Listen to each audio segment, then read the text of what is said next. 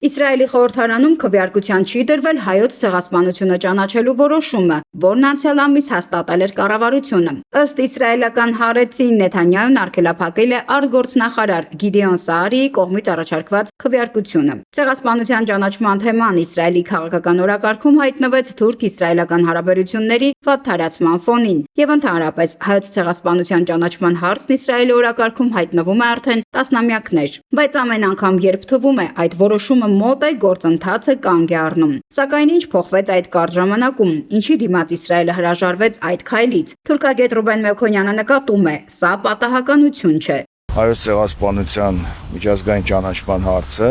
տարբեր պետություններ, տարբեր ժամանակաշրջաններում դիտարկել են քաղաքական առաջնահերթության իրենց շահերի տեսանկյունից եւ նաեւ նշանակություն է ունեցել Հայաստանի արտաքին քաղաքականությունը, որը միտված էր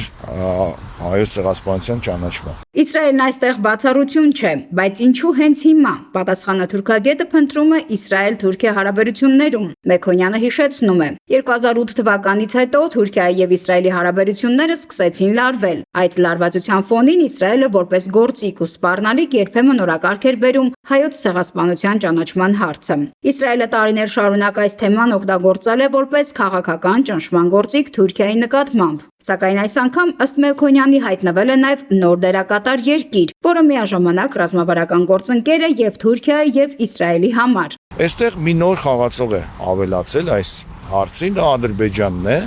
եւ տեսեք Թուրքիա-Իսրայել հարաբերությունների լարվածության ֆոնին ակտիվանում են Իսրայել-Ադրբեջան հարաբերությունները եւ եթե նայենք, եթե Թուրքիայի ու Իսրայելի հարաբերությունները վատանում են, պայմանագրերը քչանում են, ինչ որ պայմանագրեր չեղարկվում են, ապա ակտիվանում է Թուրքիա-Ադրբեջանը հարաբերությունները, պայմանագրեր են կնքվում եւ այլն։ Այսինքն Ադրբեջանը հանդես է գալիս որպես երրորդ խաղացող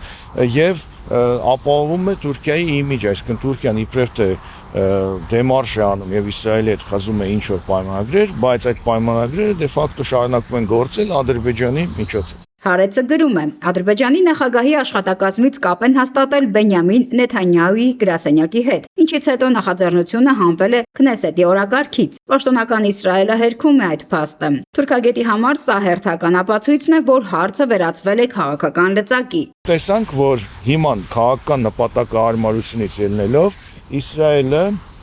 բացահայտ ցույց տալով, որ դա իր համար ոչ թե բարոյական արժե համակարգի հարցը ճանաչել ողբերգություն, այլ քաղաքական զուտ, քաղաքական սառը գործիք է, հիմա էլի կասեցրեց այդ գործընթացը։ Արդյոք թեման վերջնականապես փակված է։ Ռուբեն Մելքոնյանը չի բացառում հակառակը։ Ըստ նրա, եթե վաղը գրքին սրվեն Թուրքիայի ու Իսրայելի հարաբերությունները, հայոց ցեղասպանության ճանաչման հարցը կարող է նորից հայտնվել քաղաքական օրակարգում։ Բայց նրա գնահատմամբ ամենակարևոր հետևությունն արդեն ակնհայտ է։ Պատմական արդարության հարցը հերթական անգամ դարձել է մեծ քաղաքականության առևտրի առարկա ու աշխարհաքաղաքական ճնշման գործիք։ Նարինե Ղուկասյան, Մանուել Ստեփանյան, Ռադար Արմենիա։